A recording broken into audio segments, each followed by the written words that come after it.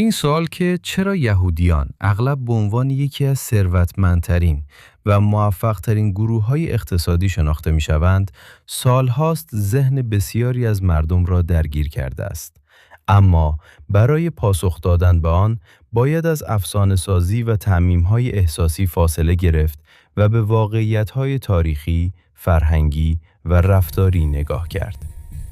اول از همه باید گفت که همه یهودیان ثروتمند نیستند و فقر در میان آنها هم وجود دارد. اما آنچه باعث شکلگیری این تصور شده، تمرکز بالای این جامعه بر آموزش، مهارت و مدیریت پول در طول نسل هاست.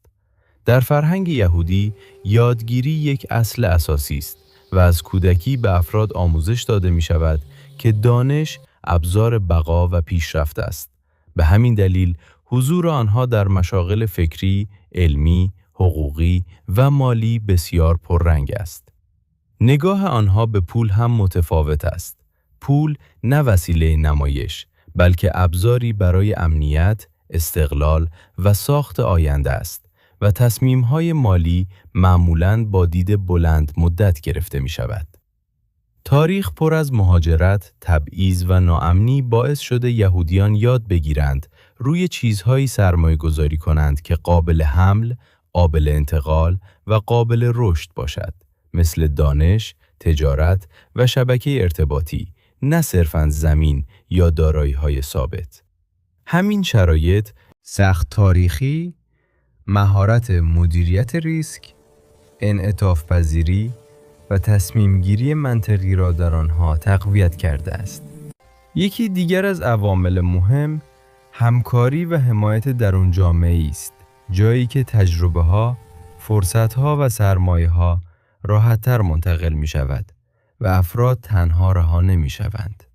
فرهنگ پس‌انداز، پرهیز از ولخرجی بی هدف و سرمایه‌گذاری تدریجی هم نقش مهمی در انباشت ثروت دارد.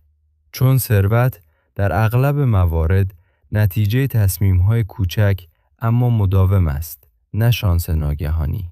بنابراین آنچه یهودیان را در بسیاری از کشورها به عنوان گروهی موفق و ثروتمند نشان می‌دهد، نه نژاد و نه دین، بلکه ترکیبی از آموزش مداوم، نگاه هوشمندانه به پول، شبکه‌سازی، صبر و تجربه تاریخی است. پیام اصلی این موضوع این نیست که چه کسانی ثروتمند هستند، بلکه این است که هر جامعه‌ای اگر این اصول را جدی بگیرد، می‌تواند مسیر اقتصادی خود را تغییر دهد. اگر این نوع تحلیل برایت مفید است، کانال را سابسکرایب کن و این ویدیو را با کسانی که به آگاهی و رشد مالی علاقه دارند به اشتراک بگذار.